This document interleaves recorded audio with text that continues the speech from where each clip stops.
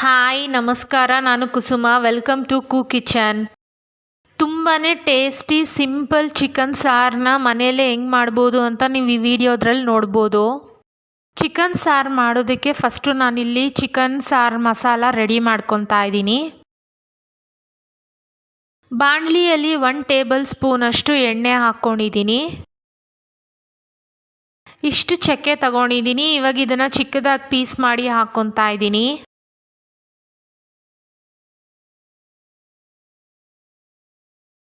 ಇಲ್ಲೊಂದು ಸ್ಟಾರ್ ತಗೊಂಡಿದ್ದೀನಿ. ಇದನ್ನು ಚಿಕ್ಕದಾಗಿ ಪೀಸ್ ಮಾಡಿ ಹಾಕ್ಕೊತಾ ಇದ್ದೀನಿ. ಹಿಂಗೆ ಚಿಕ್ಕದಾಗೆ ಪೀಸ್ ಮಾಡಿ ಹಾಕ್ಕೊಳೋದ್ರಿಂದ ಎಣ್ಣೆಯಲ್ಲಿ ಚೆನ್ನಾಗೆ ಫ್ಲೇವರ್ ಬಿಟ್ಕೊಳುತ್ತೆ.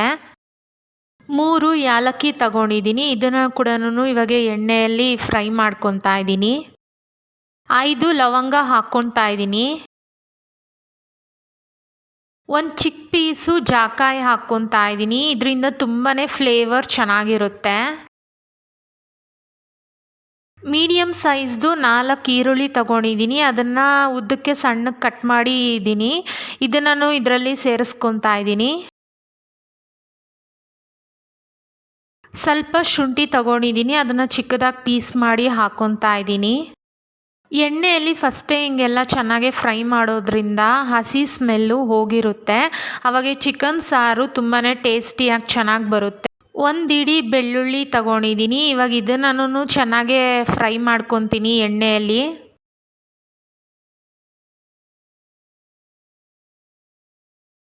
ಮೀಡಿಯಮ್ ಸೈಜ್ದು 3 ಟೊಮ್ಯಾಟೊ ತಗೊಂಡಿದ್ದೀನಿ. ಅದನ್ನು ಸಣ್ಣಕ್ಕೆ ಉದ್ದಕ್ಕೆ ಕಟ್ ಮಾಡ್ಕೊಂಡಿದ್ದೀನಿ.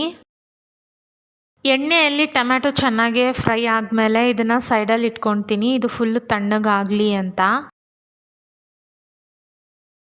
1 ಕಪ್ಪು ತೆಂಗಿನಕಾಯಿ ತಗೊಂಡಿದ್ದೀನಿ. ಇದನ್ನು ನಾನು ಇವಾಗ ಮಿಕ್ಸಿ ಜಾರಲ್ಲಿ ಹಾಕ್ಕೊತಾ ಇದ್ದೀನಿ. ಇದರಲ್ಲಿ ಸ್ವಲ್ಪ ನೀರು ಹಾಕ್ಕೊಂಡು ನುಣ್ಣಗೆ ರುಬ್ಕೊತೀನಿ. ನಾವು ಯಾವಾಗೂ ಚಿಕನ್ ಸಾರು ಮಾಡೋವಾಗೆ ಫ್ರೆಶ್ ತೆಂಗಿನಕಾಯಿ ತಗೊಂಡ್ರೆ ತುಂಬಾ ಚೆನ್ನಾಗಿ ಟೇಸ್ಟ್ ಬರುತ್ತೆ. ಸ್ವಲ್ಪ ಒಣಗಿರೋದು ಹಂಗೆಲ್ಲ ತಗೊಂಡ್ರೆ ಎಣ್ಣೆ ಬಿಟ್ಕೊಳುತ್ತೆ. ಟೇಸ್ಟ್ ಅಷ್ಟು ಚೆನ್ನಾಗಿ ಬರಲ್ಲ. ಅದರಿಂದ ಫ್ರೆಶ್ ಆಗಿರೋ ತೆಂಗಿನಕಾಯೇ ತಗೊಂಡಿದ್ದೀನಿ. ನಾವು ಫಸ್ಟು ಫ್ರೈ ಮಾಡಿ ಇಟ್ಕೊಂಡಿರೋದು ತಣ್ಣಗಾಗಿದೆ. ಇವಾಗ ಜಾರಲ್ಲಿ ಹಾಕ್ಕೊಳ್ಳೋಣ. 1 ಟೇಬಲ್ ಸ್ಪೂನು ಖಾರದ ಪುಡಿ ಹಾಕ್ಕೊತಾ ಇದ್ದೀನಿ. ನಿಮ್ಮ ಟೇಸ್ಟ್ ಪ್ರಕಾರ ನೀವು ಜಾಸ್ತಿ ಕಡಿಮೆ ಮಾಡ್ಕೊಬೋದು. 1.5 ಟೀ ಸ್ಪೂನು ಧನಿಯಾ ಪುಡಿ ಹಾಕ್ಕೊತಾ ಇದ್ದೀನಿ. ಇವಾಗ ಇದನ್ನು ನುಣ್ಣಗೆ ರುಬ್ಕೊಳ್ಬೇಕು.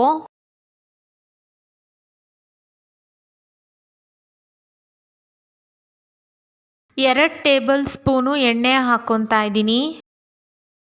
1 kg ಚಿಕನ್ ತಗೊಂಡಿದ್ದೀನಿ. ಇವಾಗ ಚಿಕನ್ನ ಹಾಕ್ಕೊತಾ ಇದ್ದೀನಿ. ನಾನಿವತ್ತು ಚಿಕನ್ ಬಂದುಬಿಟ್ಟು ಬಾಯ್ಲರ್ ಕೋಳಿ ತಗೊಂಡಿದ್ದೀನಿ. ಇದು ತುಂಬಾ ಬೇಗ ಬೇಯುತ್ತೆ ಅಂತ ನಾನು ತಪ್ಪಲೆಯಲ್ಲೇ ಇವತ್ತು ಚಿಕನ್ ಸಾರು ಮಾಡ್ತಾಯಿದ್ದೀನಿ. 1.5 ಟೀ ಸ್ಪೂನು ಕಲ್ಲುಪ್ಪು ಹಾಕ್ಕೊತಾ ಇದ್ದೀನಿ. ಅರ್ಧ ಸ್ಪೂನು ಅರಿಶಿನ ಪುಡಿ ಹಾಕ್ಕೊತಾ ಇದ್ದೀನಿ. ಅರ್ಧ ಸ್ಪೂನು ಖಾರದ ಪುಡಿ ಹಾಕ್ಕೊತಾ ಇದ್ದೀನಿ.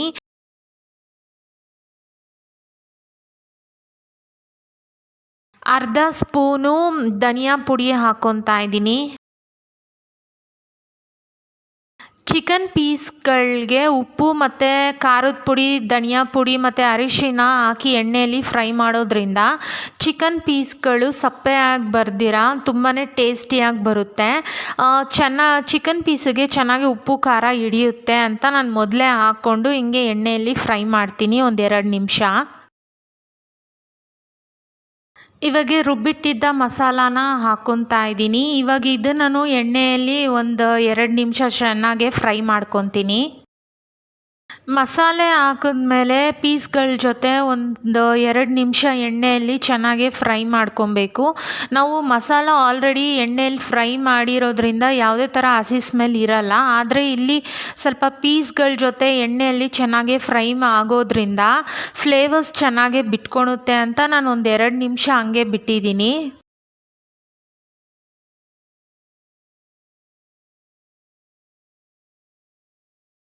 ಒಂದು ದೊಡ್ಡ ಗ್ಲಾಸಷ್ಟು ನೀರು ಹಾಕ್ಕೊತಾ ಇದ್ದೀನಿ. ಇವಾಗ ನೀವು ಚಿಕನ್ ಸಾರು ನಿಮ್ಗೆ ಹೆಂಗೆ ಬೇಕು ಅಂತ ನೋಡ್ಕೊಂಡು ನೀರು ಹಾಕ್ಕೊಳ್ಳಿ. ತುಂಬ ಗಟ್ಟಿಯಾಗಬೇಕು ಅಂದರೆ ಒಂದು ಅರ್ಧ ಗ್ಲಾಸ್ ಹಾಕ್ಕೊಳ್ಳಿ. ಇಲ್ಲಿ ನೀವು ನೋಡ್ಬೋದು ನನಗೆ ಈ ಕನ್ಸಿಸ್ಟೆನ್ಸಿ ಸಾಕು ಅಂತ ನಾನು ದೊಡ್ಡ ಗ್ಲಾಸಲ್ಲಿ 1 ಗ್ಲಾಸ್ ನೀರು ಹಾಕ್ಕೊತಾ ಇದ್ದೀನಿ.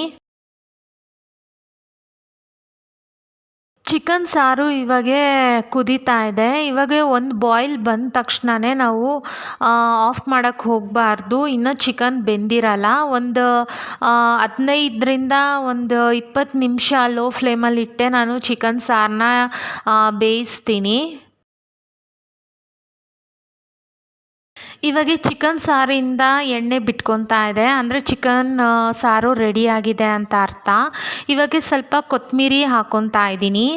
ಕೊತ್ತಂಬರಿ ಹಾಕ್ಬಿಟ್ಟು ಒಂದು ಕುದಿ ಬಂದ ತಕ್ಷಣವೇ ಸ್ಟವ್ ಆಫ್ ಮಾಡಿಬಿಡ್ತೀನಿ. ಈ ಚಿಕನ್ ಸಾರು ಅನ್ನ, ಮುದ್ದೆ, ಇಡ್ಲಿ, ದೋಸೆ ಜೊತೆ ಗೀ ರೈಸ್ ಏನಾನ ಕಾಂಬಿನೇಷನ್ ನೀವು ತೊಗೊಬೋದು. ತುಂಬಾ ಟೇಸ್ಟಿಯಾಗಿರುತ್ತೆ. ಒಂದು ಸತಿ ಹಿಂಗೆ ಚಿಕನ್ ಸಾರನ್ನ ಟ್ರೈ ಮಾಡಿ, ತುಂಬಾ ಟೇಸ್ಟಿಯಾಗೇ ಚೆನ್ನಾಗಿರುತ್ತೆ. ಇಂಥ ಟೇಸ್ಟಿ, ಈಸಿ, ಸಿಂಪಲ್ ರೆಸಿಪೀಸ್ಗೋಸ್ಕರ ಕಿಚನ್ ಚಾನಲ್ನ ಸಬ್ಸ್ಕ್ರೈಬ್ ಮಾಡ್ಕೊಳ್ಳಿ. ಪಕ್ಕದಲ್ಲಿರೋ ಬೆಲ್ ಐಕಾನ್ ಪ್ರೆಸ್ ಮಾಡಿ. ನಾನು ಯಾವಾಗಲೇ ವಿಡಿಯೋಸ್ ಹಾಕಿದ್ರೂ ನಿಮಗೆ ನೋಟಿಫಿಕೇಷನ್ ಬರುತ್ತೆ. ಯಾವುದೇ ಥರ ವಿಡಿಯೋಸ್ ಮಿಸ್ ಆಗಲ್ಲ. ತುಂಬಾ ಬೇಗ ಈ ಚಿಕನ್ ಸಾರನ್ನ ಮಾಡ್ಕೊಬೋದು. ತುಂಬ ಟೈಮ್ ಏನೂ ತಗೊಳಲ್ಲ. ನಾವು ಒಂದು ಸತಿ ಫ್ರೈ ಮಾಡಿ ಎಲ್ಲ ರೆಡಿ ಇಟ್ಕೊಂಡ್ರೆ ತುಂಬ ಬೇಗನೆ ಆಗಿಬಿಡುತ್ತೆ. ನಿಮ್ಮ ಮನೇಲೂ ಈ ಚಿಕನ್ ಸಾರನ್ನ ಟ್ರೈ ಮಾಡಿ. ಇವತ್ತಿನ ವಿಡಿಯೋ ನಿಮ್ಗೆ ಇಷ್ಟ ಆಗಿದ್ರೆ ಲೈಕ್, ಶೇರ್, ಕಮೆಂಟ್ ಮಾಡಿ. ಮತ್ತೆ ಸಿಗೋಣ. ಬಾಯ್. Thanks for watching.